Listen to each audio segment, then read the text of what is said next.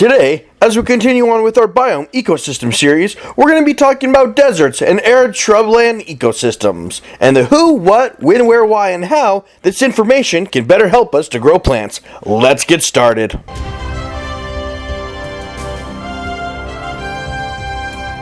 When you take a look at biomes and ecosystems in particular, it's really important to understand the hierarchy and why it is important to understand these environments for plants. And you're looking at it, it's going to contain soils, water requirements, ideal temperatures, etc. That everything that makes up what defines a climate. And by better understanding these climates, we're going to better understand how plants grow, why they adapted to be them specifically, and by knowing the general ecosystem that the plants evolved from, we can better try to emulate that environment to better suit those plants that we're trying to grow. When you look at the biomes specifically of hot deserts and arid shrublands, they are a little bit more widespread than some of the other ecosystems. They are literally all over the world, and they are known to be on every single continent save the Antarctic.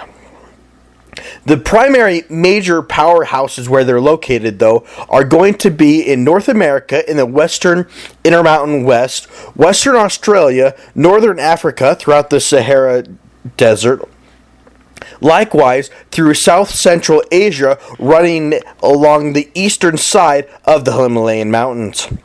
Now, this specific ecosystem, all combined, covers approximately 1/5 of the world's landmass, and as such is one of the largest geographically speaking.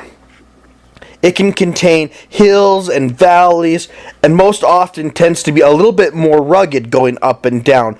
As it gets closer to some of the mountain ranges like that experienced in South America, North America, and South Central Asia, they are contained near mountains. And as these larger mountain formations, they will also affect why they do that. And most often, this ecosystem is going to exist due to a factor called the rain shadow, where large mountainous systems blow up against a large mountain range. Most of the water is going to dump on that mountain, and then the pre-existing fields or land that's directly located after that is going to receive very little water on the opposite of the windward side of these mountains, where all the rain has been dumped on, so it doesn't receive much water.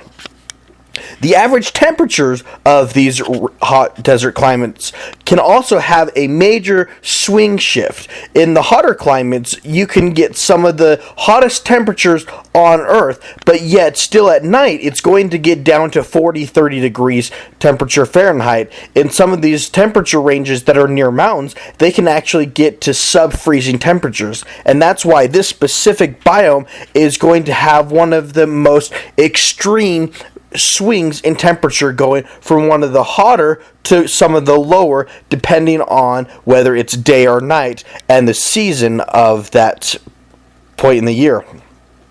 Precipitation, though, is not going to have as much of a major swing. For the most part, no matter where you're located at in the world, these are all going to receive less than 10 inches of rain a year. And it's the main difference of where it's located at in the world is how these receive precipitation. If you're in the Sahara or less mountainous regions that are located, they are going to be received in seasonal rainy seasons dictated by the jet stream and when it tends to shift parameters over these locations. And they're going to tend to be one or two events that occur in a flash flood very, very seasonally. Whereas if you have mountain ranges, it tends to be a little bit more seasonal and a little bit more predictable, where most of that precipitation is going to fall in the form of snow. And then as that snow melts, when it becomes a little bit warmer during the springtime, it's then going to trickle into streams, rivers, and seeping into the ground, providing water during that early spring thaw. When you look at some of the soil structures within these ecosystems, for the most part, they are going to have a very high pH, meaning above 7.2 to 7.5 and beyond that. And this is all due to the lack of rain. Typically speaking, when you have areas that have high rain, it's going to help to push the nutrients and trickle it down, preventing what these salt pan form crusts. And because of this, these regions are going to have a much higher concentration of nutrients than some of the areas. But due to the lack of water, despite them having a tremendous amount of nutrients, these areas are going to have very, very little amount of organic matter just due to the lack of vegetation. Due to the lack of the vegetation. However, if you were able to provide water to these regions, because there are so many nutrients already in the soil, very little is going to need to be supplemented, and so these regions can be very agronomically productive if you can only provide water. And that's why some of these regions tend to be very highly productive once water is added. One of the best examples of this is going to be in Israel, Iraq, Iran, in the southern, in between the Euphrates River valleys. Even though they are very hot, dry desert climates, in most recent years, in the early to mid 2000s, as they've been able to improve their canal systems and bringing water to the desert, they've been able to absolutely make it blossom and be one of the more productive regions of that surrounding area. Going back, though, to the type of vegetation that you're going to historically see evolve in these areas, there's going to be very little plant material just due to the lack of water. And so with that, there tends to be very low growing plants that are going to be very drought tolerant, that can go long periods of time without water. However, when those infrequent periods of flash flooding or seasonal spring runoff melt that does occur during these areas, these plants have the ability to quickly come out of hibernation, soaking up all of this water and storing it in a very vast root system. And many of these plants tend to have some of the largest root systems in the world that have evolved over time just so that they can store as much water as possible due to how infrequently they do receive it. Most time, the types of plants that you're going to see in this biome or this ecosystem are going to be annual grasses, small woody shrubs, succulents, or cacti. Along with that, their leaves are most prominently going to be small needle-like leaves with a very small surface area to help cut down on the potential evaporation due to the extreme heat that can occur. Some have even adapted to these major drought conditions where they won't actually even release their seeds to start growing until there is a major fire that runs through. Because of the dry conditions and the lack of water, it is very frequent that fires do come through this area. And with that, these seeds will have the fire and it will burst open those external kernels that hold the seed, allowing the desert to bloom after the fire has come through, provided a great deal of nutrients that are going to be readily available. In a similar nature, that volcanic ash is very productive material, so will the fire help to provide this as well. The type of animals that you're going to see in this area are going to be similar to the type of vegetation.